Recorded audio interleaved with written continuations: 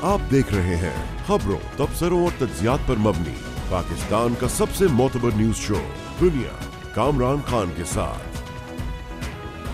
अस्सलाम वालेकुम, मैं हूं कामरान खान। अगले चंद हफ्ते पाकिस्तान की सियासत का रुख तयन करेंगे और इस वक्त पाकिस्तान की सियासत के दूररस फैसले दुबई में हो रहे हैं। कलीदी पाकिस्तानी पॉलिटिकल लीडरशिप, जिसमें नून लीग के कायद जनाब नवाज शरीफ दुबई पहुंच चुके हैं लंदन से, और जिसके बाद गुज़िश्ता रोज़ पीपल्स पार्टी के शरीक चेयरपर्सन जनाब आसिफ जरदारी भी वहां मौजूद हैं। मरियम नवाज और बिलावल भुट्टो जरदारी भी दुबई पहुंच चुके हैं। इत्तलात हैं कि शहबाज शरीफ भी जल्द दुबई पहुंचने वाले हैं। हुक्मरान इत्तेहाद में शामिल दोनों बड़ी जमातों के अहम तरीन रहनुमाओं के दरमियान मुज़ाकरात दुबई के एमिरेट्स हिल्स के उन विलाज में हो रहे हैं जो जनाब नवाज शरीफ और जनाब आसिफ अली जरदारी की रिहाइश है। इनमें इंतखाबात में सियासी हिकमत अमली पर मुशावरत हो रही है। इत्तलात के मुताबिक मुलाकात में निगरां वज़ीर आज़म का नाम, इलेक्शन की तारीख समेत मुद्दत पूरी होने से कबल असम्बली तोड़ने के मामलात पर बातचीत होगी। आइन के मुताबिक मौजूदा असम्बली की मुद्दत 12 अगस्त को मुकम्मल होगी। अगर असम्बली की मुद्दत पूरी होने से एक रोज़ कबल भी तोड़ दी जाती है असम्बली, तो ये इंतखाबात 60 के बजाय 90 रोज़ में कराना लाजिम होंगे। गोया के इलेक्शन फिर नवंबर के वस्त में होंगे। नून लीग और पीपल्स पार्टी के दरमियान मुज़ाकरात में विफाक के अलावा सूबे पंजाब में आइंदा हुकूमती निज़ाम की तश्कील के हवाले से भी बातचीत हो रही है। इत्तलात के मुताबिक ये बातचीत कल से जारी है। सियासी रहनुमाओं की मुलाकात को नवाज शरीफ की वतन वापसी से भी जोड़ा जा रहा है। जनाब नवाज शरीफ की वतन वापसी के रास्ते में हाइल कानूनी पेचीदगियाँ दूर करने के लिए कई हफ्तों से मुशावरत जारी है और एक्टिव मुशावरत है। इस हवाले से आज एक पेशरफ्त हुई जब कायम मुकाम सदर सादिक सिंजरानी ने इलेक्शन एक्ट तरमीमी बिल पर दस्तखत कर दिए। इस कानून के तहत नाअहलिया 5 साल से ज़्यादा नहीं होगी। कानून बनने के बाद मुस्लिम लीग नून के कायद नवाज शरीफ और जनाब जहांगीर खान तरीन की ताहयात नाअहली ख़त्म होने की राह हमवार हो चुकी है। बिल पर दस्तखत के बाद इलेक्शन कमीशन आम इंतखाबात की तारीख और इलेक्शन शेड्यूल या नई तारीख का भी ऐलान कर सकेगा। कल कौमी असम्बली के बजट इजलास में इलेक्शन एक्ट तरमीमी बिल वज़ीर ख़जाना इसहाक डार ने पेश किया था। जनाब वज़ीर आज़म शहबाज शरीफ को यकीन है कि नवाज शरीफ पाकिस्तान वापस आकर चौथी बार मुल्क के वज़ीर आज़म बनेंगे। नून लीग के कायद नवाज शरीफ अपने कारकुनान को इंतखाबात तैयारी करने की हिदायत कर चुके हैं और मरियम नवाज ने भी कारकुनान को ये यकीन दिलाया है कि नवाज शरीफ पाकिस्तान आकर खुद इंतखाबी मुहिम की क़यादत करेंगे। पाकिस्तान की सियासत का मंजरनामा आइंदा चंद हफ्तों, चंद महीनों, साल 2023 में क्या होगा, इन तमाम मौज़ूआत पर बात करने के लिए हमने दावत दी है पाकिस्तान के सीनियर नामवर सहाफ़ी, बाखबर तज्ज़ियाकार जनाब हामिद मीर को। बहुत बहुत शुक्रिया हामिद मीर साहब, आपने वक्त निकाला बड़ी नवाज़ी से। अस्सलाम वालेकुम मीर साहब, ये बताइएगा कि अब आइंदा चंद हफ्ते, चंद महीने बहुत इंपॉर्टेंट है। क्या ये तासुर सही है कि इस वक्त इस हवाले से कलीदी फ़ैसले उन मुलाकातों में हो रहे हैं, उस मुशावरत में हो रहे हैं जो कि इस वक्त दुबई में जारी है? वालेकुम सलाम कामरान खान साहब, बहुत शुक्रिया। देखिए, जो लोग दुबई में एक दूसरे से मुलाकात कर रहे हैं, बज़ाहिर वो पाकिस्तान के बहुत मोतबर और बड़े सीनियर सियासतदान हैं, लेकिन आपको पता है कि जो पाकिस्तान की जो सियासत के अहम तरीन फ़ैसले हैं वो तो पाकिस्तान में ही होने हैं या हो चुके हैं। तो शायद ये लोग जो दुबई में मिल रहे हैं, इन्होंने कोऑर्डिनेशन करनी है उन फैसलों पे अमल दरामद के लिए। तो इनका रोल जो है वो कोऑर्डिनेशन का है, क्योंकि अभी इनके बहुत से मामलात जो हैं वो सही तरीके से तय नहीं हुए हैं। अभी इनको ये नहीं पता कि अगर इलेक्शन होगा तो इलेक्शन में कौन पार्टी किसके साथ इत्तेहाद करेगी, क्या PDM में कोई किसी और पार्टी को भी शामिल किया जाएगा, क्या उसकी जो पीपल्स पार्टी है उसके साथ कोई अलाइंस बनेगी नहीं बनेगी, इस्तेहकाम पाकिस्तान पार्टी का क्या होगा, और अभी खैबर पख्तूनख्वा से परवेज़ खटक साहब जो हैं उनके फ़ैसले का भी इंतज़ार है, उन्होंने क्या करना है। तो ये सारे जो फ़ैसले हैं ये दुबई में या लंदन में नहीं होंगे, ये फ़ैसले या तो इस्लामाबाद में होंगे या पेशावर में या लाहौर में। तो मेरा ख्याल है कि दुबई की जो मुलाकातें हैं उनको हम अगर इतनी ज़्यादा अहमियत ना ही दें तो बेहतर है। बेहतर। हामिद मीर साहब, ये बताइएगा कि सबसे इम्पोर्टेंट सवाल तो बहरहाल ये है कि साल 2023 इलेक्शन का साल है या नहीं है, वरना इसमें तो कोई शक नहीं है। आइन के लिहाज से, कानून के लिहाज से, हर लिहाज से अक्टूबर में इलेक्शन होने, नहीं तो नवंबर में इलेक्शन होने, मगर क्या ये इलेक्शन का साल है और क्या ये इस बात का तयन हो चुका है? अब आपने एक सवाल में 2 सवाल कर दिए हैं। पहला सवाल आपका यह कि क्या 2023 इलेक्शन का साल है, तो मेरा जवाब है यस, یہ ایک کانسٹیٹیوشنل ریکوائرمنٹ ہے، یہ ایک آئینی تقاضا ہے۔ سال 2023 میں موجودہ پارلیمنٹ کی مدت پوری ہو جائے گی، 12 یا 13 اگست تک اس پارلیمنٹ کو ختم کر کے نئے نگران سیٹ اپ کا اعلان کرنا آئینی تقاضا ہے۔ اور دوسرا سوال آپ کا یہ ہے کہ کیا اس کا تعین ہو چکا ہے؟ تو یہ جو تعین ہے یہ ابھی نہیں ہوا، اس لیے کہ مجھے حکومت کی ایک بہت ہی ذمہ دار شخصیت، اتنی زیادہ ذمہ دار کہ آپ بس تصور ہی کریں، اس ذمہ دار شخصیت نے یہ کہا ہے کہ ابھی یہ تو فیصلہ ہم نے تو کر لیا ہے کہ الیکشن میں جانا ہے ہم نے، لیکن ابھی ہمیں یہ نہیں پتا کہ الیکشن 2023 میں ہوگا یا نہیں ہوگا۔ تو ظاہری بات ہے یہ کوئی فیڈرل منسٹر ہیں جو بہت ہی اہم عہدے پہ ہیں، اور میں ان کو بہت ہی اہم قرار دے رہا ہوں کیونکہ ان کا تعلق براہ راست بہت سے معاملات کے ساتھ ہے۔ تو میرا خیال ہے کہ وزیر اعظم شہباز شریف اور ان کی جو کابینہ کے سینئر وزراء ہیں انہوں نے مائنڈ بنا لیا ہوا ہے کہ ہم نے 2023 میں الیکشن میں جانا ہے، لیکن شاید ان کے اختیار میں نہیں ہے یا ان کو پتہ نہیں ہے کہ 2023 میں الیکشن ہوگا یا نہیں ہوگا، کیونکہ الیکشن کا تعلق بہت سے دوسرے معاملات کے ساتھ ہے۔ جیسا کہ ایک سب سے بڑا معاملہ یہ ہے کہ جو 9 مئی کے جو ذمہ دار لوگ ہیں 102 کے قریب، ان کو جلد از جلد سزا ملے، ان کے خلاف قانونی کارروائی جو ہے وہ اگست سے پہلے مکمل ہو جائے۔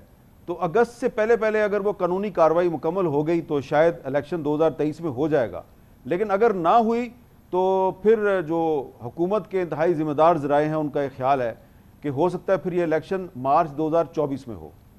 تو حامد صاحب، اس میں جو ہمیں صاف واضح پتہ ہے کہ یہ سیاست نہیں ہے، مطلب زرداری صاحب چاہتے ہیں کہ الیکشن ہو جائے، بلاول چاہتے ہیں کہ الیکشن ہو جائے، جو تاریخ ہے لگ بھگ اس طرف آپ نے فرمایا کہ شہباز شریف صاحب یہ چاہتے ہیں، نواز شریف صاحب کی یہی اطلاع سامنے آئی ہے، لیکن آبویسلی آپ جیسے کہہ رہے ہیں اور ظاہر ہے کہ تاثر بھی صحیح ہے کہ پریویل تو یہ نہیں کرے گی سوچ، پریویل تو کوئی اور سوچ کرے گی، مگر وہاں پر بھی پرائرٹی تو ہے کہ الیکشن ہو جائے، یا وہاں پہ پرائرٹی نہیں ہے کہ الیکشن ہو جائے؟ جو آپ کہہ رہے ہیں معاملات طے ہونا ہے، 9 مئی کے جو کردار ہیں، جو محرکات ہیں، ان کو پوری طرح سے سیٹل کر دیا جائے، ان کے خلاف کارروائی ہو جائے، پھر تو الیکشن میں کوئی رکاوٹ نہیں ہے نا؟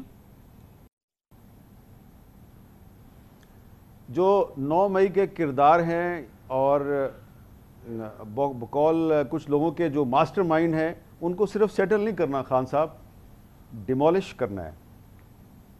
تو یہ جو ڈیمولیشن کا جو پروسیس ہے یہ تھوڑا سا لمبا ہے، کیونکہ اس میں تو بہت سے جو اس میں جو گواہ پیش ہوں گے، جن میں جب وہ گواہ آئیں گے تو بہت سے لوگوں کے 14 طبق روشن ہو جائیں گے، ایسے گواہ آئیں گے، وہ ایسے بیانات دیں گے کہ جناب یہ ہمارے موجودگی میں یہ منصوبہ جو ہے بنایا گیا، ہماری موجودگی میں یہ انسٹرکشن پاس ہوئی۔ اس میں کچھ ایسے بھی لوگ آئیں گے، بہت سینئر لوگ جو پچھلی حکومت میں بڑے اہم عہدوں پہ بیٹھے ہوئے تھے، کہ جب ہم نے اس سے اختلاف کیا تو ہمیں شو کاز نوٹس جاری کر دیا گیا۔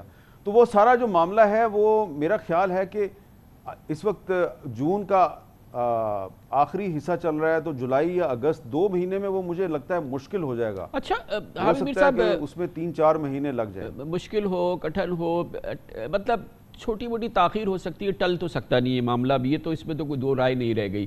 پھر یہ بتائیے گا کہ جو باقی سیاسی ہماری لیڈرشپ ہے، جو سیاسی منظر نامہ ہے، اس میں کسی ایک سیاسی اتحاد کی تو گنجائش نہیں ہے نا؟ یہ پی ٹی آئی اور اس سے جڑے ہوئے معاملات جہاں پر بھی سیٹل ہوں گے، مگر اس کے بعد تو پھر یہ ایک سیاسی اتحاد کی جماعت تو نہیں ہے۔ وہاں خط تنسیق اس پی ڈی ایم یا اس حکمراں اتحاد میں کہاں آپ کو کھنچتا نظر آ رہا ہے؟ اس میں کتنی شدت آپ کو نظر آ رہی ہے؟ دیکھیں، جس طرح 2018 کے الیکشن سے پہلے میرے سمیت بہت سے لوگ، ہو سکتا ہے اس میں آپ بھی شامل ہوں، ہمیں الیکشن کے رزلٹ کا پہلے سے پتا تھا، تو اسی طرح یہ جو اگلا الیکشن ہوگا اس کے رزلٹ کے بارے میں کوئی آپ کو سروے وغیرہ کروانے کی ضرورت نہیں ہوگی۔ اس کا رزلٹ آپ کو میرا خیال ہے پہلے ہی پتہ ہوگا، بلکہ مجھے تو شاید ابھی سے میں کہہ سکتا ہوں کہ مجھے پتہ ہے۔ تو یہ اس میں ابھی اگر کوئی دعویٰ کرتا ہے کہ میں اگلا وزیر اعظم ہوں یا میری پارٹی کا فلاں لیڈر اگلا وزیر اعظم ہے، تو ان کو بڑی غلط فہمی ہے۔ یہ الیکشن جو ہے، اس الیکشن میں ایک بہت براڈ بیسڈ الائنس جو ہے اس کو حصہ لینا پڑے گا، اور اس براڈ بیسڈ الائنس میں صرف پی ڈی ایم اور پیپلز پارٹی شامل نہیں ہوں گے، اس میں یہ جو نئی پارٹیاں بنائی جا رہی ہیں یہ بھی پارٹیاں شامل ہوں گی، کچھ نیشنلسٹ پارٹیاں جن کا تعلق بلوچستان سے ہے جو پہلے سے اس حکومت کا حصہ ہے، میر ان صاحب کو بھی شامل میں کیا یہ جائے گا۔ جاننا چاہ رہا ہوں تو کہ یہ ایک سیاسی اتحاد تو الیکشن میں نہیں ہوگا نا، مخالف ہوتا ہے، سامنے ہوتا ہے، ایک ڈویژن ہوتی ہے، پھر ایک دوسرے کو کہ مینیفیسٹوز ہوتے ہیں، پروگرام ہوتے ہیں، پچ ہوتی ہے، آئیڈیاز ہوتے ہیں۔ اب اگر پی ٹی آئی نہیں ہے مثال کے طور پہ سائٹ پر ہے تو پھر یہ اس دو بڑی جماعتوں میں پیپلز پارٹی اور نون لیگ کے درمیان الیکشن ہوگا یا یہ سب ایک سیٹ ایڈجسٹمنٹ ہو جائے گا پہلے سے ہی؟ ان کو کچھ سیٹ ایڈجسٹمنٹ کرنی پڑے گی، کیونکہ آپ نے دیکھا کہ تھوڑے دن پہلے پیپلز پارٹی کے کچھ سینئر رہنماؤں نے کچھ بیانات دیے، پھر انہوں نے ان بیانات کو واپس لیا، قومی اسمبلی میں کھڑے ہو کے کہا کہ شہباز شریف تو مسلم لیگ نون سے زیادہ پیپلز پارٹی کے وزیر اعظم ہیں۔ تو یہ جو بیان ہے یہ وزیر خارجہ بلاول بھٹو زرداری صاحب کا ہے، تو اس بیان میں ساری کہانی جو ہے وہ چھپی ہوئی ہے۔ اگر آپ اس کو سمجھنے کی کوشش کریں تو اس میں یہ نظر آ رہا ہے کہ شاید شہباز شریف صاحب جو ہیں وہ ان کو ریڈ لائن بنا دیا گیا ہے کہ جو شہباز شریف کے ساتھ ہوگا تو وہ اگلی حکومت میں بھی ہوگا۔ بات یہاں پہ آ کے ختم ہو جاتی ہے کہ اگلے وزیر اعظم بھی شاید شہباز شریف ہی ہوں گے۔ چلے یہ ایک اچھا وہ ایک اندازہ ہے، لیکن یہ بتائیے گا کہ اس پوری صورتحال کے اندر نواز شریف صاحب کا مستقبل، وطن واپسی، کیمپین لیڈ کرنا، پھر متحرک ہو جانا، اس کے باوجود کہ انہیں وزیر اعظم نہیں بننا ہے اور اس کے لیے کوئی بڑی تگ و دو بھی نہیں کرنی ہے، ان کو عمران خان سے تو مقابلہ نہیں کرنا ہے نا اتر کے یہاں پاکستان واپس آ کے، تو ان کی واپسی، ان کا فیوچر اس سال 2023 میں؟ یہ ایک بڑا مشکل سوال ہے، اس لیے کہ مسلم لیگ نون کے حامی جو ہیں وہ تو صورتحال کو بہت لائٹلی لے رہے ہیں اور ان کا یہ خیال ہے کہ جی بس نواز شریف صاحب کے لیے راستہ کھل گیا ہے، وہ پاکستان آئیں گے اور اس کے بعد سیدھا وہ الیکشن کمپین میں چلے جائیں گے۔ لیکن ابھی تو خود نواز شریف صاحب کو بھی نہیں پتا کہ الیکشن کب ہوگا، ابھی تو شہباز شریف صاحب کو بھی نہیں پتا کہ الیکشن کب ہوگا۔ جب ان کو الیکشن کی ڈیٹ ملے گی تو تبھی کو فیصلہ ہوگا نا کہ نواز شریف صاحب نے کب آنا ہے۔ تو ابھی تو جو ان کے جو قانونی ماہرین ہیں وہ راستے تلاش کر رہے ہیں کہ نواز شریف صاحب اگر واپس آتے ہیں تو کیا ان کو اس سے پہلے حفاظتی ضمانت لینی ہے، حفاظتی ضمانت نہیں ملتی تو کیا ہوگا، اگر ان کو ایک ریکوائرمنٹ ہے کہ انہوں نے گرفتاری دینی ہے تو پھر وہ جیل میں جائیں گے یا کسی ان کے لاہور میں گھر میں سب جیل قرار دیا جائے گا۔ تو ان کے وکلا جو ہیں جن کے ساتھ میری بات ہوئی ہے بڑے لمبے چوڑے صلاح مشورے کر رہے ہیں۔ اچھا پھر ابھی تک یہ بھی کلیئرٹی نہیں ہے کہ یہ جو پارلیمنٹ نے ایکٹ پاس کیا ہے، اس ایکٹ کے بعد ان کی جو لائف ٹائم ڈسکوالیفیکیشن ہے ختم ہوئی ہے یا نہیں ہوئی، یا ابھی کانسٹیٹیوشنل ریکوائرمنٹ کی ضرورت ہے، ایک کانسٹیٹیوشنل امینڈمنٹ کی ضرورت ہے، وہ ایک ریکوائرمنٹ ہے یا نہیں ہے۔ تو بہت سے سوالات ہیں اور اس کا ابھی تک جواب نواز شریف صاحب کو نہیں ملا۔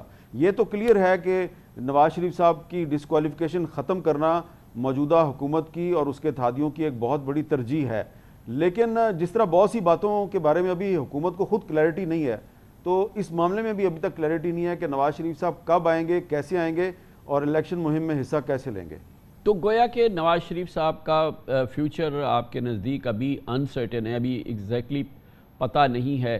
تو میں یہ جاننے کی کوشش کر رہا ہوں کہ اس ایٹماسفیئر میں جس میں کئی چیزیں جو ہے وہ سرٹن نہیں ہیں، الیکشن ہوں گے نہیں ہوں گے کب طے نہیں ہے، کہ کیئر ٹیکر گورنمنٹ کب بنے گی یہ طے نہیں ہے، ظاہر ہے کہ اس کی مدت طے نہیں ہے، اور اس کے علاوہ نواز شریف صاحب کا فیوچر طے نہیں ہے، پی ڈی ایم اور پیپلز پارٹی ایک ساتھ مل کے الیکشن لڑے گی یہ طے نہیں ہے۔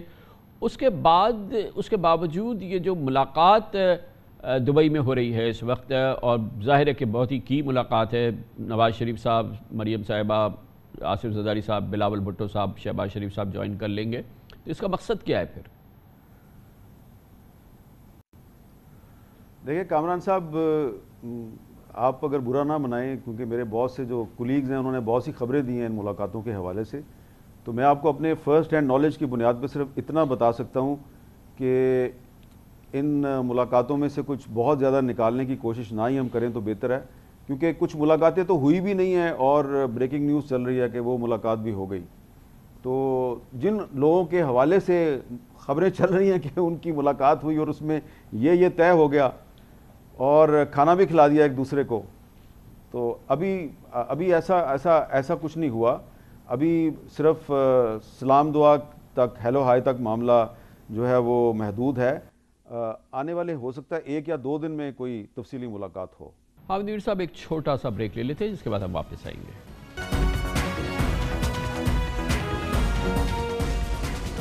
पाकिस्तान की सियासत के लिहाज से और इस साल इलेक्शन के इम्कानात के हवाले से हमारी गुफ्तगू हो रही है। पाकिस्तान के मुमताज़ सीनियर सहाफ़ी हामिद मीर हमारे साथ मौजूद हैं। मीर साहब, अब से अक्टूबर के दरमियान सितंबर बड़ा इम्पॉर्टेंट महीना है। सितंबर के महीने में नए चीफ जस्टिस ऑफ पाकिस्तान की हैसियत से जस्टिस काजी फ़ाइज़ ईसा अपना हल्फ उठाएंगे। जस्टिस काजी फ़ाइज़ ईसा साहब का अपना पस मंज़र है, अपना किरदार है, अपनी उनकी एक पहचान है। उसके साथ ही हम ये देख रहे हैं कि प्रेसिडेंट आरिफ अलवी की टर्म भी पूरी हो जाएगी सितंबर के दौरान, और शायद इस्टेब्लिशमेंट भी एक दो बड़ी इंपॉर्टेंट जो हैं वो टर्म्स कंप्लीट होंगी। तो सितंबर बहुत इम्पॉर्टेंट है। सितंबर के बाद की सूरत हाल और सितंबर की से पहले की सूरत हाल में कुछ आप देख रहे हैं कि कुछ तब्दीली रूनुमा होगी, अच्छी बुरी कैसी भी? देखिए, जब जस्टिस उमर अता बंदयाल साहब चले जाएंगे और उनकी जगह पे काजी फ़ाइज़ ईसा साहब आएंगे, तो उसके बाद जितना मैं काजी फ़ाइज़ ईसा साहब को जानता हूं, तो उनको कुछ लोग ओवर एस्टिमेट कर रहे हैं, कुछ लोग उनको अंडर एस्टिमेट कर रहे हैं। तो ये ओवर एस्टिमेशन और अंडर एस्टिमेशन के दरमियान जो एक स्पेस है, मेरा ख्याल है कि वहाँ पे हमें देखने की ज़रूरत है। काजी फ़ाइज़ ईसा साहब जो हैं वो हो सकता है कि बहुत से लोगों की तवक्कुआत पे पूरे ना उतरें। वो अपनी मर्ज़ी के आदमी हैं और वो जिस सिमत में चलेंगे तो उससे बहुत से जो मनसूबा साज हैं उनके मनसूबों को काफ़ी धचका पहुंचने का भी इम्कान है। इसलिए कोशिश की जा रही है कि जैसा भी है, जो कुछ भी है, वो उनकी अपॉइंटमेंट से पहले कुछ ना कुछ मामलात जो हैं उनको सीधा कर लिया जाए, क्योंकि जब वो आ जाएंगे तो उसके बाद फिर काफ़ी मुश्किल हो जाएगी। और फिर सदर आरिफ अलवी रिटायर होंगे तो क्योंकि हाउस कंप्लीट नहीं है तो वो फिर एक्टिंग प्रेसिडेंट शायद सादिक सिंजरानी साहब चलाएंगे, एज प्रेसिडेंट काम करेंगे। वो फिर एक और पॉजिटिव डेवलपमेंट होगी इस वक्त की जो गवर्नमेंट है उसके लिए। कामरान भाई, मैंने आरिफ अलवी साहब को एक दफ़ा नहीं 2 दफ़ा ये सवाल पूछा है कि आपका जो टेन्योवर है वो सितंबर में ख़त्म हो जाएगा, तो उसके बाद क्या आप कंटिन्यू करेंगे या आप छोड़ देंगे? तो पहले तो वो घुमाते फिराते रहे, फिर दोबारा मैंने जब पूछा तो उन्होंने कहा, देखिए, अगर खैबर पख्तूनख्वा और पंजाब की असम्बली जो है वो खाली रही और मेरा इलेक्टोरल कॉलेज पूरा ना हुआ, तो फिर मुझे कुछ आइनी माहिरीन ने बताया कि फिर मैं कंटिन्यू कर सकता हूँ। तो ये अब उनकी ऑप्शन होगी। इसलिए वैसे तो ये बात दुरुस्त है ना कि आइन की मुताल्लिका शिक कहती है कि जब तक के नया प्रेसिडेंट इलेक्ट नहीं हो जाता और हाउस कंप्लीट नहीं है और जो इलेक्टोरल कॉलेज है कंप्लीट नहीं है, उस वक्त तक जो प्रेसिडेंट है वो कंटिन्यू करेंगे। जी हाँ, बिल्कुल आप दुरुस्त कह रहे हैं। आइन की यही इंटरप्रिटेशन है। आइनी माहिरीन की अक्सरियत का यही ख्याल है कि अगर प्रेसिडेंट का इलेक्टोरल कॉलेज मुकम्मल नहीं है तो फिर जो प्रेसिडेंट बैठा हुआ है जिसका टेन्योर ख़त्म भी हो जाए वो कंटिन्यू कर सकता है अनटिल अनलेस के जो उसका इलेक्टोरल कॉलेज है वो मुकम्मल ना हो। और इस बात का सादिक सिंजरानी साहब को भी पता है। पंजाब की पॉलिटिक्स के हवाले से भी मीर साहब अपना आप अंदाज़ा बताइए, तज्ज़िया बताइए कि वहाँ क्या होने जा रहा है आइंदा हुकूमत, आइंदा वज़ीर आला के हवाले से। क्या ये क्लीन स्वीप है मुस्लिम लीग नून के लिए जैसा कि एक तासुर है? नहीं कामरान भाई, ऐसी कोई बात नहीं है। ग्राउंड रियलिटी बड़ी डिफरेंट है। पहली तो बात यह है कि मुस्लिम लीग नून जो है वो इसको पता नहीं क्यों इतना लाइटली ले रही है। ये जो इस्तेकाम पाकिस्तान पार्टी बनी है, तो आप ज़रा गौर फरमाएं ना इस पर। ज़्यादातर जो इनके अभी तक लीडर हैं उनका ताल्लुक़ पंजाब से है। और फिर मुस्लिम लीग काफ, उसमें भी चौधरी सरवर साहब का जाना जो है वो बहुत बड़ी इंडिकेशन है और बता रहा है आपको कि हवा का रुख क्या है। और चौधरी सरवर साहब, मुझे खुद ज़ाती तौर पे इल्म है कि चौधरी सरवर साहब बहुत से जो इम्पोर्टेंट इलेक्टेबल्स हैं उनके साथ उनका राब्ता है। तो इस्तेकाम पाकिस्तान पार्टी भी है, मुस्लिम लीग काफ भी है, और फिर साउथ पंजाब में पीपल्स पार्टी का ख्याल है कि उसके पास भी कुछ इलेक्टेबल्स हैं। तो मुझे लगता यही है कि क्लीन स्वीप तो फ़िलहाल मुझे नज़र नहीं आ रही मुस्लिम लीग नून की पंजाब में। हाँ, 2018 में भी मुस्लिम लीग नून को अक्सरियत मिली थी, लेकिन उसकी अक्सरियत को मैनिपुलेट किया गया था और उस्मान बुज़दार को चीफ मिनिस्टर बनाया गया था।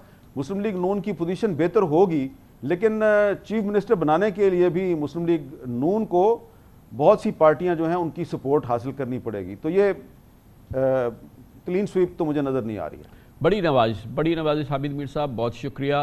जनाब हामिद मीर हमारे साथ थे। कमर्शियल ब्रेक इस दौरान न्यूज़ हेडलाइंस देखें, जिसके बाद हम अपने प्रोग्राम के बाकी हिस्से के साथ वापस आएंगे।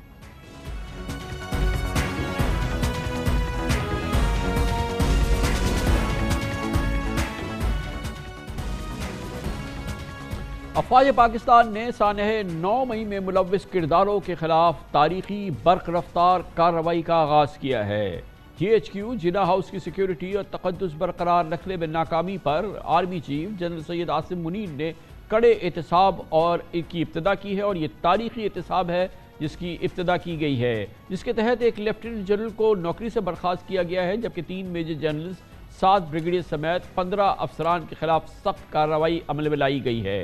फौजी ऑफिसर्स के नामों और तालीमी कार्रवाई की तफसीलात अभी जारी नहीं हुई है।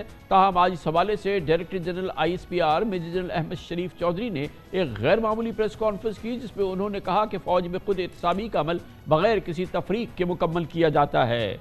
उनका कहना था कि इस वक्त भी कई रिटायर्ड जनरल्स के करीबी रिश्तेदार भी एहतसाबी। मेजर जनरल अहमद शरीफ ने कहा कि सानह 9 मई को ना भुलाया जा सकता है, ना इसके मंसूबा साजों और सहूलतकारों को माफ़ किया जा सकता है, बल्कि तादीबी कार्रवाई में रुकावटें डालने वालों के साथ भी सख्ती से निपटा जाएगा। उनका कहना था कि 9 मई के वाक़यात के मास्टर माइंड वही लोग हैं जिन्होंने अपनी ही फ़ौज के खिलाफ अवाम की जहन साजी की। ISPR ने करार दिया कि 9 मई के वाक़यात पाकिस्तान के खिलाफ बगावत की सोची समझी साजिश थी, और ये साजिश गुज़िश्ता कई महीनों से चल रही थी। उनका कहना था कि लोगों के जज्बात को इश्तियाल दिलाया गया और इनक़लाब का झूठा नारा लगवा कर बगावत पर उकसाया गया। मेजर जनरल अहमद शरीफ ने कहा कि मिलिट्री लीडरशिप सानह 9 मई के पस पर्दा अनासिर, उनके सहूलतकारों और एजेंडे से बखूबी आगाह है। पाक फौज के तर्जुमान आला ने बताया कि मिलिट्री कोर्ट्स अभी कायम नहीं हुई, बल्कि पहले से कायम शुदा 17 फौजी अदालतें मुल्क भर में काम कर रही हैं, जिनमें 9 मई के तमाम मुल्ज़मान को मुकम्मल कानूनी हुकूक हासिल हैं। उनका कहना था कि आर्मी एक्ट भी आइन और कानून का कई दहाइयों से हिस्सा है, जिसके तहत सैकड़ों केसेस निपटाए जा चुके हैं। आज सुप्रीम कोर्ट में मिलिट्री कोर्ट्स में सिविलियन ट्रायल के खिलाफ दरखास्तों की समाअत के दौरान चीफ जस्टिस जनाब उमर बंदियाल ने रिमार्क्स दिए थे कि उन्हें तवक्को है कि केस ज़ेर समाअत होने के बाइस फौजी अदालतों में ट्रायल शुरू नहीं होगा। अटॉर्नी जनरल से मुकालमे में चीफ जस्टिस ने मालूम किया था कि हमें कुछ यकीन दहानियाँ चाहिए, मिलिट्री कोर्ट्स में ट्रायल की क्या सूरत हाल है। इस पर अटॉर्नी जनरल ने जवाब दिया था कि अभी किसी मुल्जिम का ट्रायल शुरू नहीं हुआ। ताहम आज ISPR ने प्रेस कॉन्फ्रेंस में वाज़ेह कर दिया कि 102 मुल्जिमान के केसेस अंडर ट्रायल हैं। दरअसल chief of army staff general Asim Munir की क़यादत में पाक फौज के फॉर्मेशन कमांडर्स ने यह अहद किया था कि 9 मई हमलों में मुलव्विस एक एक फर्द को सख्त सजाएं भुगतनी होंगी। तहकीकात के मुताबिक इमरान खान इस साजिश के मरकजी किरदार बताए गए हैं, और इत्तलात के मुताबिक अब वो इस तहकीकात के शिकंजे में आएंगे और जल्द आएंगे। कमर्शियल ब्रेक, उसके बाद पाकिस्तान की मईशत। इस हवाले से कल पाकिस्तान की वज़ीर ख़जाना ने इस मौजूदा हुकूमत ने नए टैक्सेस का इजरा किया, और फिर वो लोग जो पाकिस्तान में टैक्स पाबंद हैं वो इस जकड़ में आए। जो लोग टैक्स चोर हैं या जो पाकिस्तान की गैर दस्तावेज़ी मईशत को चलाते हैं, जिनके वारे न्यारे हैं, उनके वारे न्यारे बरकरार रखे गए, और टैक्स देने वालों पे ही मुसीबत आई है। मगर बहरहाल लग ये रहा है कि अब IMF प्रोग्राम हो जाएगा। इन तमाम इश्यूज़ की बात करते हैं एक छोटे से वक्फे के बाद।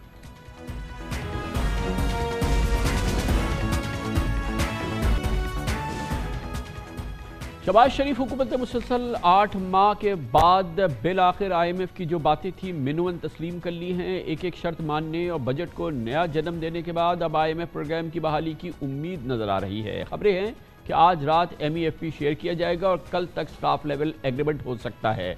दरअसल कल इतवार की छुट्टी के दिन शहबाज हुकूमत ने नजरशानी शुदा बजट में मजीद 215 अरब रुपए के नए टैक्स लगाए। आज स्टेट बैंक ऑफ पाकिस्तान ने शरह सूद में मजीद 1% इजाफा करके इसे 22% कर दिया, जो मुल्क की तारीख की बुलंद तरीन शरह सूद है। शरह सूद में सिर्फ 1% इजाफे से मुल्क के अंदरूनी कर्जों पर सूद में 200 अरब रुपए तक का सालाना इजाफा हो जाएगा। सिर्फ 1% शरह सूद बढ़ाई, 200 अरब रुपए हुकूमत का खर्चा बढ़ गया। शहबाज हुकूमत पिछले 15 महीनों के दौरान शरह सूद में 9.25% इजाफा कर चुकी है। गोया मौजूदा हुकूमत मुल्क पर 1850 अरब रुपए सालाना सूद बढ़ा चुकी है, जो तकरीबन 3 गुना है पाकिस्तान के जो PSDP है, जो डेवलपमेंट का पूरे पाकिस्तान का प्लान है, सिर्फ सूद की मद में اس شرح سود کو بڑھانے کے بعد یہ حکومت کا بوجھ اور پاکستان کا اور ہم سب لوگوں کا بوجھ بڑھا ہے۔ اب بینکوں کے لیے اتنی زیادہ شرح سود کے ساتھ صرف حکومت کو محفوظ اور منافع بخش قرضے دینا مفید کاروبار پہلے ہی تھا، اب مزید مفید ہو گیا۔ گویا نئی صنعت کاروبار میں توسیع، قرضوں کو تو لوگ بھول جائیں اور جو صنعتیں چل رہی ہیں وہ ظاہر ڈیفالٹ کریں گی۔ 22% قرضہ، 6% جس قرضے پہ کاروبار شروع کیا تھا وہ 22% قرضہ کہاں سے دے گا؟ اور پھر جو ہوگا وہ یقیناً اس کی بات اس وقت نہ ہی کی جائے تو بہتر ہے۔ دلچسپ بات ہے کہ بجٹ میں ٹیکس اضافے سے حکومت نے پابندی سے ٹیکس دینے والے پاکستانیوں کی پر ٹیکس کی ایک نئی آفت ڈھا دی ہے۔ جو بیچارے دے رہے ہیں انہی پر ایک اور آفت ڈھا دی، جو مرے ہیں ان کو مزید مارا گیا ہے۔ یہ وہ پاکستان ہے جہاں پر ہم جیسے کراچی کے اندر ہم جیسے ٹیکس گزار جو اتنی بھاری ہم ٹیکس ادا کرتے ہیں، مگر اب پینے کا پانی، نہانے کا پانی ہمیں جو ہے وہ خرید کے لینا پڑتا ہے، اور اس ٹیکس سے ہمیں کیا ملتا ہے؟ بہرحال اس کا جواب نہیں ہے۔ ٹیکس چوروں کے مزے جاری ہیں، جو چاہیں وہ کریں، اگر وہ فائلر نہیں ہیں وہ ٹیکس چوری کرتے ہیں، وہ انڈاکیومنٹڈ اکانومی کا حصہ ہیں تو ان کے وارے نیارے، اور اس دور میں تو اس کی تمام حدیں پار کر دی گئی ہیں۔ بجٹ کے تحت ماہانہ 2 لاکھ روپے سے زیادہ تنخواہ والے طبقے پر ٹیکس کی شرح اب 35% تک پہنچ گئی ہے۔ بڑے کاروبار کے منافعوں پر 10% تک سپر ٹیکس تھا، اور اب نظر ثانی بجٹ میں بیرون ملک سے ڈالر لانے پر ٹیکس ایمنسٹی بھی ختم کی گئی ہے، جبکہ پیٹرول ڈیزل پر لیوی پر 60 روپے تک لیوی کر دی گئی ہے اور لیٹر تک اس کو اضافہ کیا گیا ہے۔ یعنی IMF کو منانے کی قیمت ٹیکس پابند افراد اور کاروبار دیں گے۔ اختتام ہفتہ وزیر اعظم شہباز شریف اور MD IMF کے درمیان پیرس میں 3 ملاقاتیں ہوئیں۔ حکومت کی معاشی ٹیم کی IMF سے 2 ورچوئل ملاقاتیں ہوئیں اور ایک شرط اب مان لی گئی ہے، جس کے بعد شاید بات بن جائے۔ اہم سوال یہ ہے کہ تمام اقدامات بہت پہلے ہی کیوں نہیں کر لیے گئے تھے؟ اگر یہی تمام اقدامات کرنے تھے، اگر اب سے کوئی 8 مہینے پہلے جس وقت ڈار صاحب تشریف لائے تھے، اگر یہ اس وقت کر لیے جاتے تو شاید اس وقت تک پاکستان کی معیشت میں استحکام آ چکا ہوتا اور شاید یہ شرائط بھی ہمارے لیے نرم رہتی، مگر 8 مہینے کے بعد وہ کیا، اور پھر بہرحال اگر یہ بات ماننی تھی تو پہلے کیوں نہیں مان لی گئی؟ اتنے عرصے میں IMF پر کیوں چنگھاڑتے رہے ڈار صاحب؟ ہی تو ڈار صاحب ہی بتائیں گے۔ پرسوں قومی اسمبلی میں اسحاق ڈار صاحب نے IMF کی اہمیت کا بھی اعتراف کیا، اور یہ ایک دوسرا رخ تھا جناب اسحاق ڈار کا IMF کے حوالے سے۔ پاکستان کو نئے مالی سال کے 6 ماہ میں 6 ارب ڈالر کی ادائیگیاں کرنی ہے۔ وزیر خزانہ پر امید ہے کہ IMF کی خوشنودی ملنے کے بعد world bank, Asian development bank, اسلامی ترقیاتی بینک اور جنیوا میں ڈونرز کانفرنس میں کیے گئے وعدے اب وفا ہوں گے۔ کہا جاتا ہے کہ چین، سعودی عرب اور UAE کی بھی پاکستان کے لیے فنڈنگ بھی IMF کے پروگرام کے تسلسل سے مشروط رہے گی۔ اب پاکستان کے لیے اگر فنڈز کی جلد از جلد بحالی ہوتی ہے تو یہ بہت غیر معمولی، اور سرکولیشن انداز میں اگر منظوری ہوگی تو یہ بہت غیر معمولی ہوگا، اور دیکھنا یہ ہے کہ IMF سے کیا میسج آتا ہے، کیا ان کی اطلاعات آتی ہیں، کیونکہ IMF ابھی اس معاملے پہ خاموش ہے۔ بیل آؤٹ پیکج ملنے کے امکانات کی وجہ سے آج پاکستان اسٹاک ایکسچینج میں بڑی رونق تھی، تقریباً 1371 پوائنٹس کا اضافہ ہو گیا یہاں پر، اور مارکیٹ تقریباً 3.5% بڑھ گئی، اور اسی پوری صورتحال میں مزید شرح سود میں اضافہ ہوا، اور کل دیکھتے ہیں کہ مارکیٹ کا کیا انجام ہوتا ہے۔ اس پورے منظرنامے پہ، معاشی منظرنامے بات کرتے ہیں، اس کے لیے ہمارے ساتھ موجود ہیں جناب گوہر اعجاز، پاکستان کے بزنس لیڈرز میں سے بہت پرومیننٹ لیڈر، بڑی معلومات اور تجربہ رکھتے ہیں گوہر اعجاز صاحب۔ ہمارے ساتھ جناب اشفاق طولہ ہیں جو کہ منسٹر آف اسٹیٹ بھی ہیں منسٹری آف فائنانس میں، اور FBR کے ریلیٹڈ جو ایشوز ہیں اس کی ٹاسک فورس کو لیڈ بھی کر رہے ہیں، اور ہمارے ساتھ جناب آصف ہارون ہیں جو کہ سینئر پارٹنر ہیں فرگوسنس میں اور ماہر ہیں ٹیکس امور کے۔ بڑی نوازش آپ لوگوں کی۔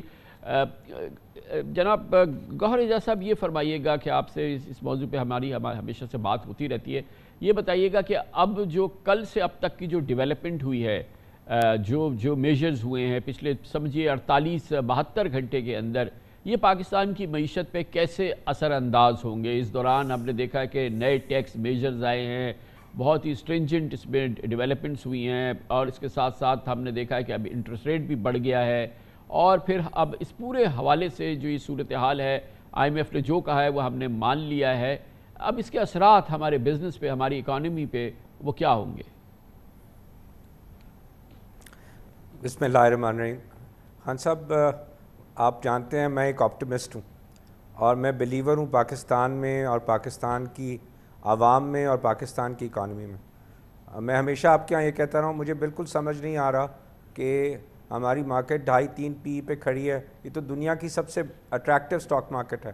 آج کی جو نیوز آئی ہے IMF کی، یہ ہماری نیوز آتے ساتھ آپ نے دیکھا 1300 سے زیادہ پوائنٹ سٹاک مارکیٹ بڑھ گئی، 3.5% بڑھ گئی، اور ہسٹری میں شاید یہ 6th لارجسٹ انکریز ہے ہماری ہسٹری کی جو کہ آج ہم نے دیکھی سٹاک مارکیٹ. تو آپ سمجھے کہ وہ جو اقبال نے کہا ہے نہیں ہے نا امید اقبال اپنے کشتے ویراں سے، ذرا نم ہو تو مٹی بڑی زرخیز ہے ساقی. یہ تو ایک آپ نے نیوز دی ہے کہ جناب ہم اپنے اگلے سال کے $22 بلین کی ہم کنفرمٹی لے کے آ رہے ہیں آئی ایم ایف سے کہ ہم پیسے ادا کر سکیں گے، اور آئی ایم ایف ہمارے ریفارم سے سیٹسفائی ہو گیا. تو آج آپ کی پوری بزنس کمیونٹیز نے اٹھ کے اس کو لبیک کہا ہے، اور یہ سالی صرف 3.5% اماؤنٹ ہی شاید $750-800 ملین کے برابر اس کی ویلیویشن آج بڑھ گئی. لبیک کہتے ہوئے چند گھنٹے گزرے تھے کہ سینٹرل بینک کی، اسٹیٹ بینک کی، ایمرجنٹ مانیٹری پالیسی کمیٹی کی اطلاع آ گئی، اور اس کے ساتھ ہی شرح سود پاکستان کی تاریخ کی بلند ترین 22% پہ پہنچ گئی. وہ جو آپ لبیک اور خوشی اور تمام باتیں فرسٹ ہاف میں یا فرسٹ آفٹرنون تک کی کر رہے تھے، وہ بیٹھ گئی تھی جب یہ خبر آئی کہ مزید 1% بڑھ گیا. اور کل آپ دیکھتے ہیں ہم کہ مارکیٹ کیسے ریئیکٹ کرتی ہے. خان صاحب اگر مجھے اجازت دیں میں اس کا جواب دے دوں. جی پلیز. خان صاحب دیکھیں پچھلے سال آج کے دن میں ابھی دیکھ رہا تھا کہ کرنسی کا ریٹ جو ہے وہ ایگزیکٹلی 115 روپے نیچے تھا، اور آج کا 287 کا ریٹ جو ہے اگر 117 روپے نکال دوں میں تو جو ہے وہ تقریباً 40% ہماری کرنسی جو ہے ڈیوالیو ہوئی ہے تقریباً جو ہے پچھلے پورے ایک سال میں، آج کے دن اور پچھلے سال. یہی وہ ایئر آن ایئر اس ڈیویلیویشن کی وجہ سے انفلیشن ہمارے یہاں آئی ہے، جو میں ہمیشہ کہتا ہوں امپورٹڈ انفلیشن ہے. میں بالکل اس بات آپ کے ساتھ ہوں کہ یہ سود کی جو شرح بڑھائی جا رہی ہے آئی ایم ایف کو سیٹسفائی کرنے کے لیے کہ ہم نے ریئل انٹرسٹ ریٹ رکھنا ہے، تو ریئل انٹرسٹ ریٹ تو آج بھی جب دیکھتے ہیں تو انفلیشن 40% نظر آتی ہے، تو -17 ہے اس وقت بھی آج جو آپ کا انٹرسٹ ریٹ ہے. میں بلیو کرتا ہوں کہ ہمیں آج اس پروگرام میں جانے کے بعد ہمیں کنونس کرنا ہوگا آئی ایم ایف ٹیم کو کہ ہمارے ہاں ڈیمانڈ پل انفلیشن نہیں ہے، یہ کاسٹ پش انفلیشن ہے جو 80% حکومت نے بوروئنگ کی ہے، اور یہ پیسہ کسی صورت میں یہ سود کی مد میں جو ہم بڑھا رہے ہیں یہ ہماری اکانومی کو ہولڈ کر رہا ہے، ہوسٹیج کر رہا ہے، اور ہمیں اس سے نکالنا ہوگا. اس ہوسٹیج میں 100% اس کا بلیور ہوں، اور میں بلیو کرتا ہوں ہم اس کو اس سال میں نکال لیں گے اس میں سے. اس پاکستان میں انٹرسٹ ریٹ کا 5% سے اوپر انٹرسٹ ریٹ نہیں ہونا چاہیے. دس از مائی بلیف. اشفاق تولا صاحب آپ یہ بتائیے گا کہ آپ فائنانس منسٹر کو ایڈوائز کر رہے ہیں، اور آپ کا بڑا طویل ہے ماشاءاللہ تجربہ، بہت طویل تجربہ ہے ٹیکسیشن کے معاملات پہ.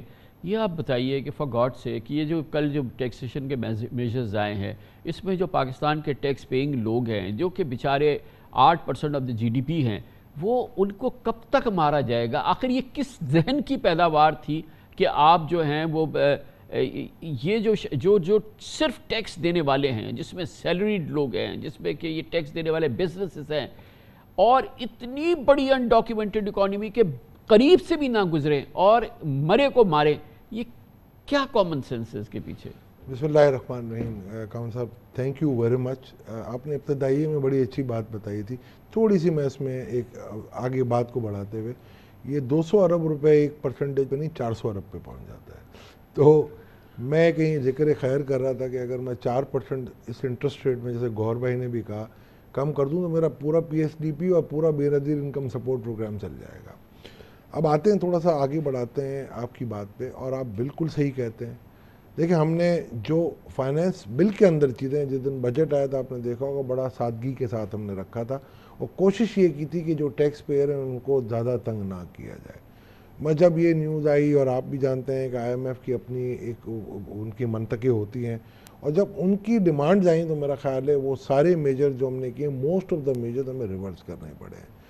ہیونگ سیڈ دس، دیکھیں میرا ہمیشہ سے یہ رائے ہے، میرا خیال ہے نہ اس وقت IMF کو ٹائم مل سکا کیونکہ ہم نے ایک انٹرم رپورٹ دی تھی، ہماری reform and resource mobilisation commission کی ایک انٹرم رپورٹ آئی، اور اس میں ہم نے کوشش کی تھی ان ایونیوز کو ٹیپ کیا جائے جہاں پر یہ ٹیکس نہیں لگتا. نہیں مجھے تو یہ بتائیے کہ چلیں ابھی آپ نے بتایا کہ یہ کیا ہوا ہے IMF کی وجہ سے ہوا ہے، مگر مجھے یہ بتائیے کہ جو انڈاکیومنٹڈ سیکٹر ہے اتنا بڑا، اتنا میسیو انڈاکیومنٹڈ سیکٹر ہے جس پہ اگر آپ ٹچ بھی کریں گے تو آپ کو 200-500 ارب تو کوئی مسئلہ ہی نہیں ہے. یہ کیا ہے؟ یہ کیوں اس کے قریب سے بھی نہیں گزرنے کی کوشش کی گئی؟ کاؤن بھائی میں آپ کو 2-3 چیزیں بتاتا ہوں. پولیٹیکل اکانومی، یہ آپ بھی جانتے ہیں میں بھی جانتا ہوں.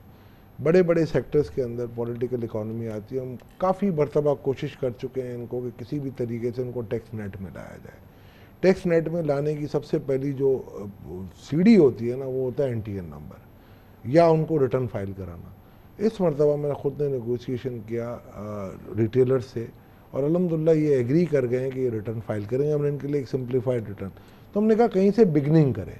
देखिए आज तक आपको हिस्ट्री में कभी कामयाबी नहीं हुई। डार साहब ने इस मरतबा एक कोशिश की, उन्होंने अल्लाह का शुक्र है बहुत खुद मिले, आगे एक एक एसोसिएशन एक एक ऑर्गेनाइजेशन से मिले और कोशिश यही की हमने कि जितने भी जो इनके ईज़ ऑफ डूइंग बिजनेस के मामलात हैं, क्योंकि रेवेन्यू पर भी हम इम्पैक्ट नहीं कर सकते, हमने कोशिश की कि उनको सॉल्व करें।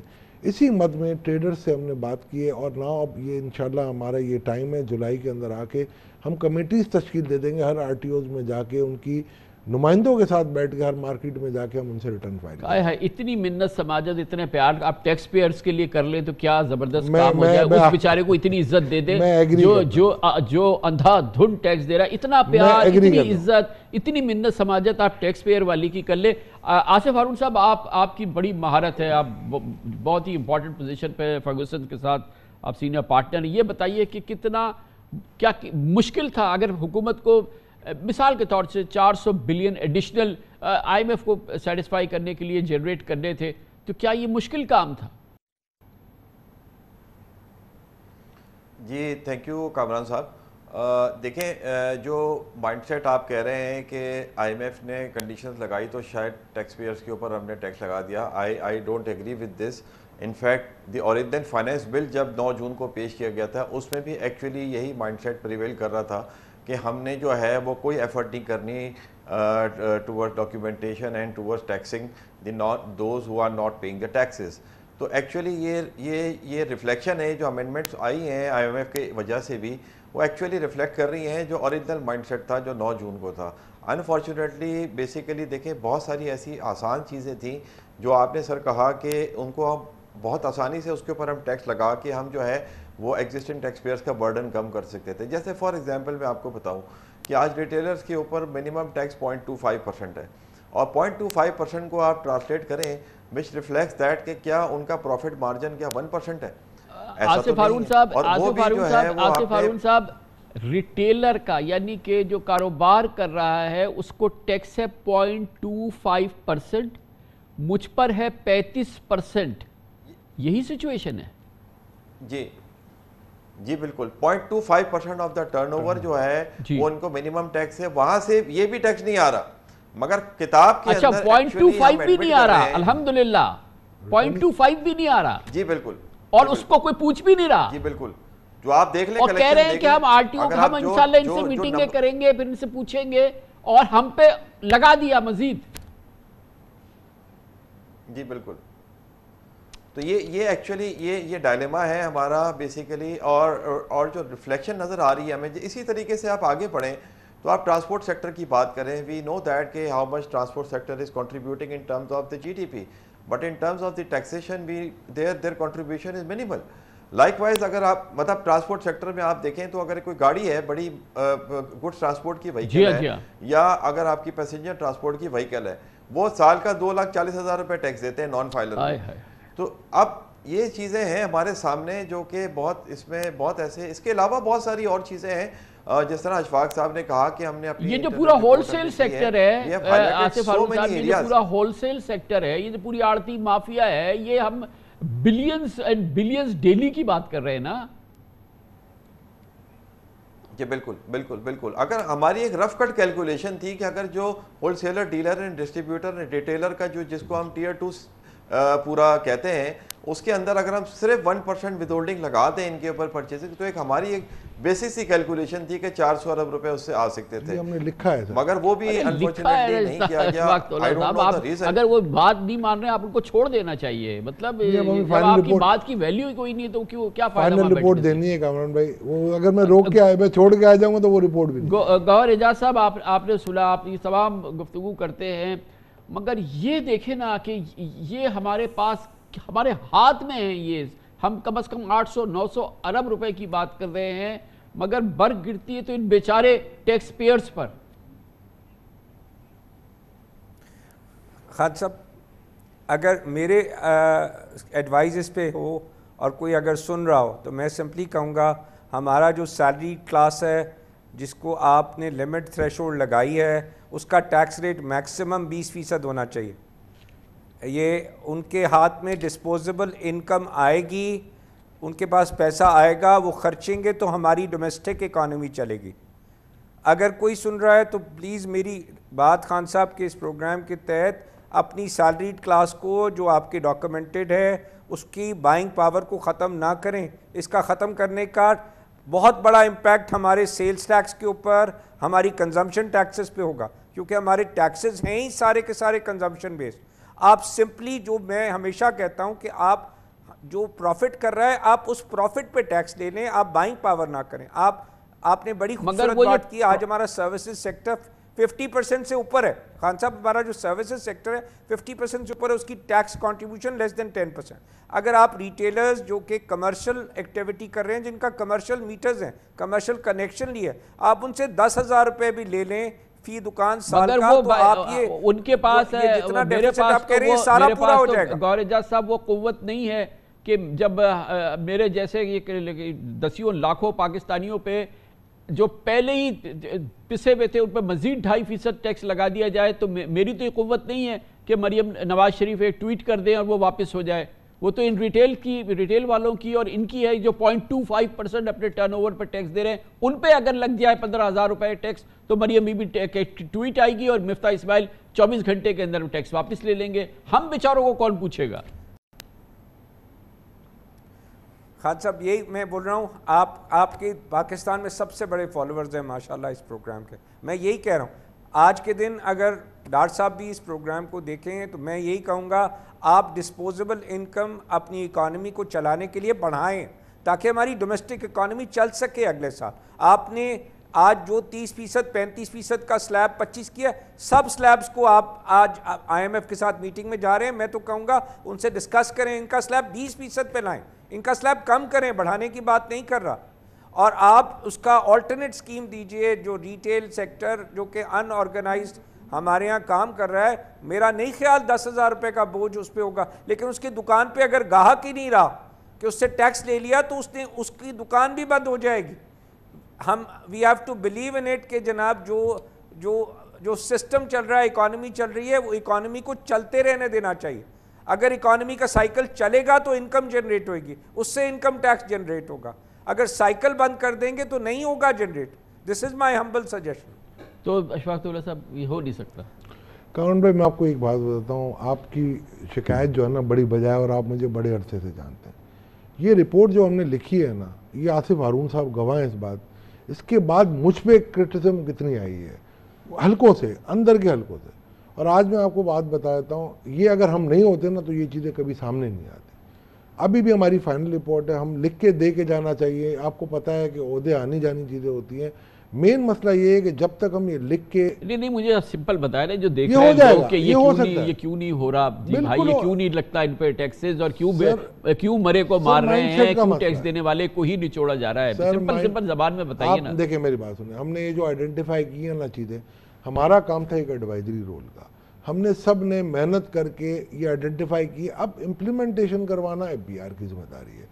76 لاکھ ٹیکس پیئر آپ کے NTN رجسٹرڈ ہے, 36 لاکھ ریٹرن فائل کر رہے ہیں, 40 لاکھ تو فائل ہی نہیں کر رہے. یہ میری رپورٹ میں لکھا ہوا ہے جو کہ میڈیا کو لیک ہوئے اور اب میں بتا رہا ہوں, ورنہ میں نہیں بتاتا. 36 لاکھ میں سے 24 لاکھ ایسے ہیں جو 22 لاکھ پے کرتے ہیں ٹیکس, 14 لاکھ ایک روپیہ بھی پے نہیں کر رہے. 13,000 لوگ ایسے ہیں جو 75% ٹیکس پے کر رہے ہیں. 3.5% یعنی 1,27,000 لوگ ایسے ہیں جو 90% ٹیکس پے کر رہے ہیں. اور انڈیا میں 22% کرے. اگر میں اسی ان کی مسنگ لنک کو نکالوں تو کیا ہمارا حق ہے کہ ہم ایک سالونٹ نیشن رہے ہیں؟ اشفاق ٹوڈر صاحب, کیا ہمارا حق ہے جب آپ یہ نمبرز دے رہے ہیں اور وہ آفیشیل نمبرز ہیں, مطلب اس میں کوئی ڈفرینس ہی نہیں ہے. تو یہ آصف ہارون صاحب بڑا ایکسپیرینس ہے آپ کا, اور آپ بیٹھتے ہیں FBR وغیرہ کے ساتھ, کیا یہ چیزیں ان کے لیے راکٹ سائنس ہیں جو ہم گفتگو کر رہے ہیں؟ نہیں کامران صاحب, کوئی راکٹ سائنس نہیں ہے, سمجھ سب چیزیں آتی ہیں, but there is a lack of will to basically make the reforms. مطلب آپ دیکھیں بہت ساری ایسی سجیشنز بھی تھی ہماری جس کا کوئی ریونیو امپیکٹ نہیں تھا, کوئی نیگیٹیوٹی نہیں تھی, مثال کے طور پہ چیزیں جو ہیں وہ چیزیں کرنے کو تیار نہیں ہیں. جیسے فار ایگزامپل اگر ہم بات کریں تو جس طرح ریفنڈز ہوتے ہیں, ریفنڈز پہ ہم نے کہا کہ ٹائم پہ ریفنڈ نہیں ملتے. ہم نے کہا کہ یار آپ ریفنڈ جو ہے وہ 60 دن کے بعد اپیل افیکٹ جو اس کا آئرس کے اوپر ہے وہ ریفنڈ کا آرڈر خود بخود آ جانا چاہیے. اگر اپیل افیکٹ کسی کو نہیں مل رہا تو ہم نے کہا کہ یار اس کو ٹیکس آفیسر کے پیچھے بھاگنا نہ پڑے, وہ آئرس کے اوپر جو بھی 2 مہینے کا ٹائم ہے یا 1 سال کا ٹائم ہے اس کے بعد اس کا اپیل افیکٹ خود بخود جو ہے وہ پاپولیٹ ہو جانا چاہیے. تو بہت ساری ایسی سجیشنز تھی جس کا ریونیو میں کوئی نقصان ہی نہیں تھا. اب بونس شیئرز کے اوپر ہم نے ان کو بہت سمجھایا کہ بونس شیئرز کے اوپر آپ ٹیکس لے کے آئے ہیں, الٹا آپ کو نقصان ہوگا, اس سے بیسیکلی تو ٹیکس اوائڈنس اور بڑھ جائے گی آپ کی. مگر وہ بات آئی تھنک سمجھ میں نہیں آ رہی ایف بی آر کو. تو اب اس میں تو اب کچھ مجھے سمجھ نہیں آتی کہ ان کا سمجھ میں تو لگتا ہے کہ یہ آ رہی ہے بات ان کو کہ یار یہ باتیں جو ہیں یہ صحیح کر رہے ہیں, but unfortunately there is a lack of will that کہ یہ چیزیں جو ہیں وہ ہم نے صحیح نہیں کرنی پرپسفلی. تو اگر جو اس وقت ایف بی آر کا جو گوہر اعجاز صاحب یہ فرمائیے گا کہ اگر پاکستان میں رفلی 2 million 2.5 million active taxpayer ہیں جو کہ ریزنیبل ٹیکس دے رہے ہیں صرف اس 22 کروڑ کے 23 کروڑ کے ملک میں, تو یہ قصور ایف بی آر کا ہے, یہ پولیٹیکل لیڈرشپ کا ہے, اور یہ قصور کس کا ہے؟ اور کیا جب تک یہ اس قسم کی پولیٹیکل لیڈرشپ ہے ہیلم پہ اور وہ پاکستان کو چلا رہی ہے, تو کیا امکان ہے کہ یہ 22 لاکھ جو ہے یہ 2 کروڑ ٹیکس پیئر ہو جائیں؟ کیونکہ وہ تو ہونے ہی نہیں دے رہے نا. آپ دیکھیں کہ کل یہ ڈار صاحب نے جو کیا اس میں ایک ایسے شخص کو دوبارہ شامل نہیں کیا جو اس سے پہلے ٹیکس نہیں دے رہا تھا, یا وہ لوگ جو کہ ٹینز آف ملینز میں ہیں اور جو کہ ملینز میں کماتے ہیں کہ وہ ٹیکس سے ٹچ نہیں. تو یہ کیسے ریڈل جو ہے یہ سالو ہوگی؟ خان صاحب اس کا بڑا سمپل سلوشن ہے کہ جو ہے ہمارے پاس آج کے دن 2 ملین ریٹیلرز ہیں, 2 ملین ریٹیلرز جو کہ کمرشل بجلی کا کنیکشن لے کے آج کے دن کاروبار کر رہے ہیں. میں کہتا ہوں چھوڑ دیں آپ چھوٹے ریٹیلر کو, 100 یونٹ والے کو, 150 200, آپ 300 یونٹ سے اوپر والے جو ہیں ان کو آئیڈنٹیفائی کر لیں. اس 2 ملین 20 لاکھ ریٹیلر ہیں, آپ ان کو ٹیکس کمپلائنٹ کریں.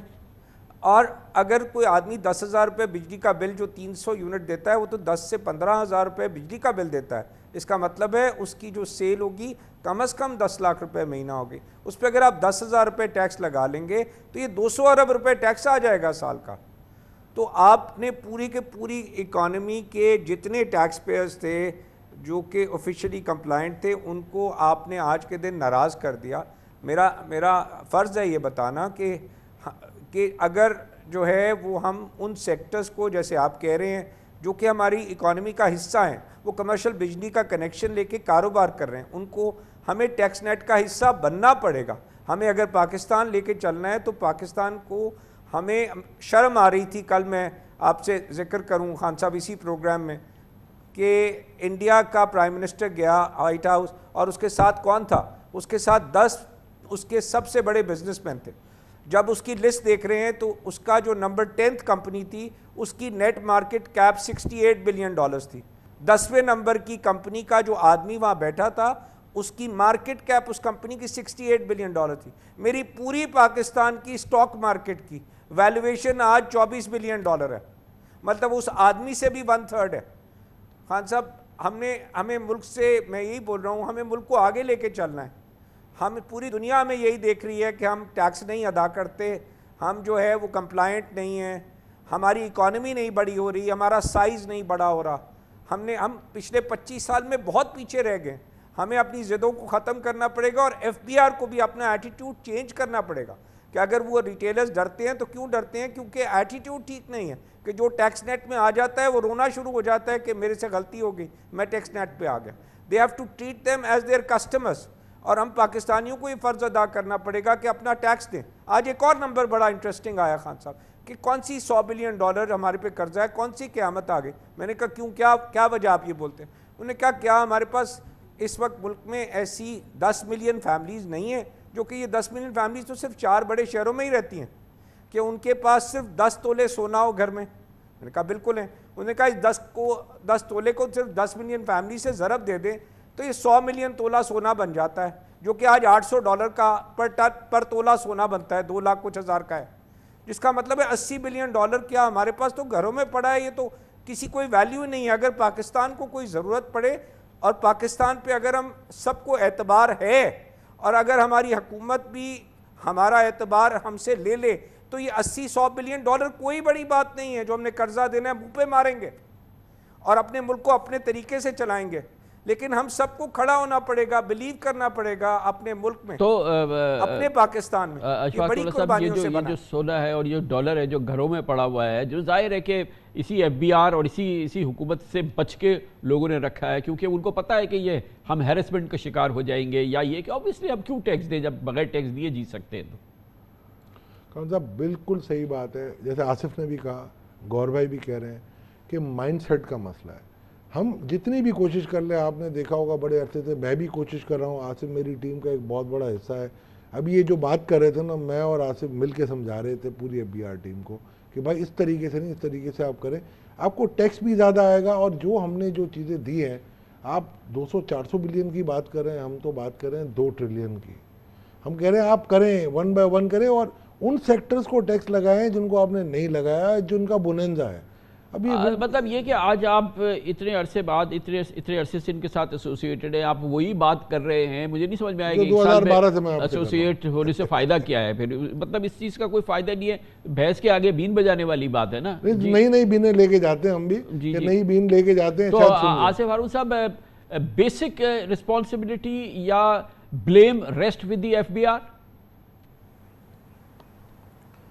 نو، میرے حساب سے FBR جو ہے اس کا سب سے پہلا علاج تو یہ کرنا چاہیے کسی بھی گورنمنٹ کو، چاہے کوئی بھی گورنمنٹ ہو، کہ FBR کو پہلے ڈسکنیکٹ کریں from the influence of any government, and that FBR should be made an independent institution so that number 1 there cannot be any undue influence from whichever the government is, number 1. Secondly, and more importantly, if you will not be disconnecting FBR, then you will not be able to introduce the reforms required. Reforms کیا ہے basically کہ آپ نے basically ان کے اندر جب تک آپ اس میں پرائیویٹ لوگ آپ اوور سائٹ کے اندر نہیں ڈالیں گے، اور دین ادروائز یہ ریفارمز جو ہے یہ پاسبل ہی نہیں ہے جب تک یہ بیوروکریسی کا نظام کے اندر FBR چلتا رہے گا، یہ جو ہے وہ سیلف پروٹیکشن کا سسٹم چلتا رہے گا۔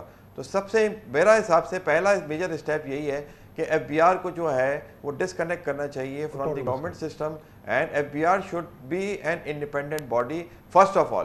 ادروائز نہ آپ یہ جو کہہ رہے ہیں نا کہ اس پہ پالیسی میجر آپ یہ ٹیکس لگا دیں، یہ لگا دیں، یہ لگا دیں، یہ آپ سب باتیں کرتے رہیں گے۔ سیکنڈلی اینڈ مور امپورٹنٹلی، قانون کے اندر تو بہت ساری ایسی چیزیں ہیں، سب سے بڑا ایشو جو ہے وہ قانون کے اندر کا نہیں ہے، قانون کی امپلیمنٹیشن کا ہے اور قانون کی انفورسمنٹ کا ہے۔